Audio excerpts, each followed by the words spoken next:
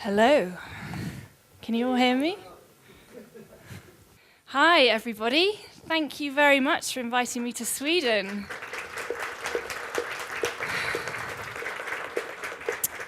I'm very sorry that I'm not going to be able to speak to you in Swedish today.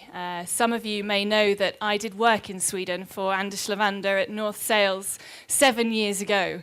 And by the end of my year at North Sales, I spoke about 4 words of Swedish. And 7 years have passed, and I now only speak 1. So, hey. It's fantastic to be here today. As a solo sailor and a shorthanded sailor, I think it's fantastic the work that Peter is doing through Blur, and I'm really pleased to see so many of you so enthusiastic about a sport that I love. I'm going to spend a little bit of time today talking to you about me, who I am, because I'm sure most of you have no idea, and why I'm standing here today, and hopefully inspire you a little bit to go out and, for those of you that solo sail and shorthanded sail already, possibly do some more. And for those of you that have never tried it, I hope after today you will go out there and really try it. So I am now 26 years old. I actually started sailing when I was about 15 through a friend at school. My family don't sail, my parents don't really sail, so it's strange that I got into it, but I started sailing and I loved it. I then left school and went to Australia for 6 months, and that was where I got the bug. You know, the weather is fabulous, there are nice beaches, the beer's always flowing, and it's a great place to learn to sail. I then came back from Australia and decided that actually I didn't just want to be another person on the boat. You know, I was so bored of being a girl and just being told to sit down and shut up, don't touch anything. And so I got some friends together and I chartered a boat and we entered Cowes Week in the UK. And we were actually the youngest crew to ever compete at Cowes Week. And this was my first taste of sponsorship. I had never encountered sponsorship before. I'd never worked with corporate organizations. But I managed to get sponsorship from Queen, you know, the band, Roger Taylor and Ben Elton. He sails a little bit, Roger Taylor. He has a boat, and he heard about my bid to do Cowes Week, and he gave me some money, which was fantastic. So I thought, wow, this is pretty easy. I'm going to do it some more. So from then on, I went on and I wanted to learn a few trades. This is where I met Anders, or actually I've known Anders my whole life, but where I started working with Anders. I decided that sailmaking would be a very good skill if I was going to be a professional sailor. So I came to Lidingö and worked with Anders for a year and learned how to make sails or how to repair sails. Anyway, so that was fabulous grounding. I then went on and did a few other things. In fact, while I was in Sweden, I did my first shorthanded race. Many of you may remember Eskil Degsel, the mini sailor. Well, I did the round Gotland two-handed with him in 2003. I had never done a shorthanded race before, and so this is where I discovered that this is what I was going to do. This is fantastic. I'm going to do some more of this. So I set my sights on the OSTAR. Now, I know some of you are interested in doing the OSTAR or have done the OSTAR before. It's a single-handed transatlantic race. I'm going to talk more about it later. But in 2005, I entered it, and on this boat, an open 40, I was 21 years old. I was quite out of my depth. I didn't really know what I was doing, but I took a gamble and I went for it, and I got halfway, and my autopilot stopped working, just nothing.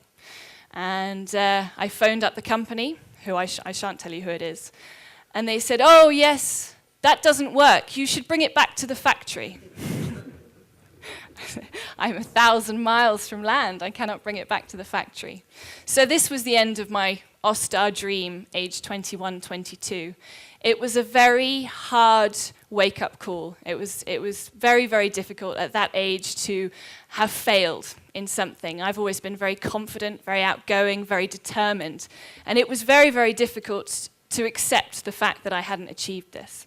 But I came back from the OSTAR and decided that I was going to fill in all the holes in my knowledge, that I was going to look at why I made these mistakes, learn about them, and then go on and do more. So in the 4 years between 2005 and 2009, I worked with some fantastic people. I worked with Alex Thompson on his Open 60.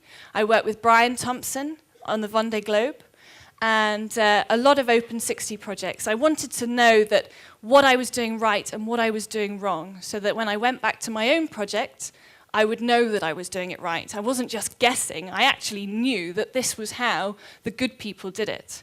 So I did a lot of work with that. I did as much sailing as I could, and I worked with some sponsors. I worked with one sponsor for the Volvo Ocean Race to find out what it was that a sponsor wanted. It's all very well being a sailor and going asking for money, but actually what are they going to get out of it? So I learned a lot in that time, and those 4 years went very quickly. I traveled the world and learned a vast amount. And after the Vendée Globe with Brian Thompson, it was February last year, this time last year, or a month earlier, and I had been talking to Brian Thompson on his Round the World race every day on the phone, and he was saying, Hannah, when are you going to go sailing? When are you going to do another single-handed race?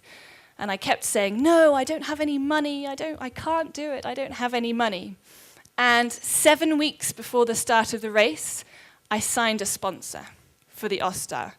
So all the knowledge that I had learned in those 4 years was basically about good preparation.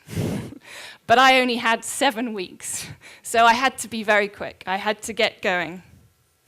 So what is the OSTAR? This is the race that I did last year. It is a single-handed transatlantic race. It starts in Plymouth in the UK and goes to Newport in Rhode Island. 3,500 miles.